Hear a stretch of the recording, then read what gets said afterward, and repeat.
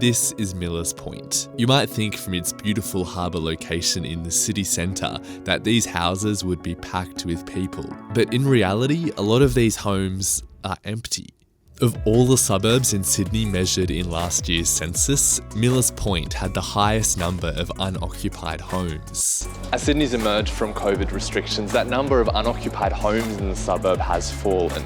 But COVID still only tells part of the suburb's long history and its story of how government policy has radically shaped its people and streets.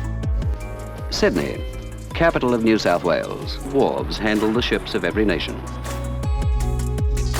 Public housing around Millers Point in Sydney is set to go under the hammer.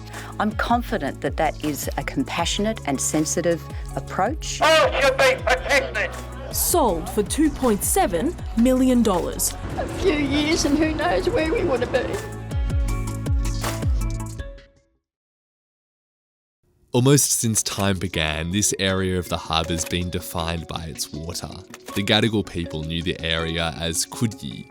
And after colonisation, the home of Sydney's early windmills, it's a pretty windy place, eventually became the home of Sydney's boats, a bustling harbour with virtually everyone in the suburb working on the wharves, and it thrived. But Millers Point came upon hard times in the 1890s. The working conditions on the wharves became insanitary, and the bad economy made work unpredictable. Workers protested for better conditions before being brutally shut down by the government. And then the bubonic plague came in via their ports. But that disastrous decade laid the groundwork for the state government to take it over. That led to massive redevelopment of the area, including the eventual creation of the Harbour Bridge. But it also led to something even more significant, arguably the city's first public housing. The New South Wales government handed control of a lot of the land, its wharves and houses to the newly created Maritime Services Board, which gave homes to those working on the wharves and their families.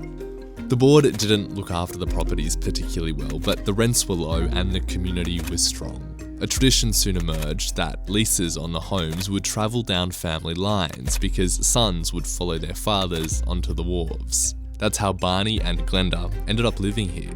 Can you tell me how you sort of ended up in Millers Point? Yep, born and raised here. Well, I've got family history.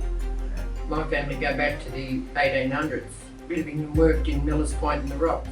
That worked fairly well until the 1980s when the New South Wales Department of Housing took control of those homes, and instead of houses being passed on from generation to generation, it moved being provided based on need.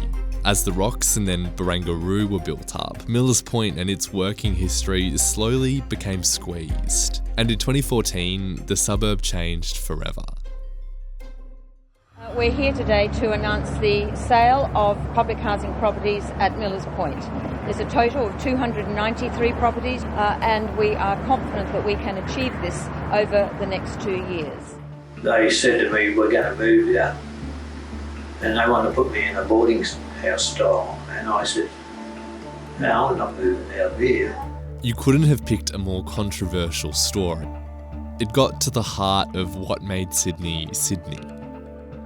Hold the line against Gladys Berejiklian, who thinks that just because you don't have $2 million in your bank, you should never live in the heart of Sydney. The government persisted and sold off the vast majority of its homes in the area, insisting that it would create new ones elsewhere that were far better value for money. And to their credit, they did. The sell-off funded almost 2,000 new social housing units across the city. But after the residents' eviction in 2017, a lot of these homes still remain empty. Several had to be sold in blocks of 4, which meant they were sold as purely investment properties, and others are Airbnbs that are pretty pricey. As more people slowly move in and drive down that number of vacant properties, the area is being renovated and renewed. But the government's progress in addressing a housing crisis still has a cost. Lives have changed, and our view about who should be able to occupy the heart of our city has become a little more narrow.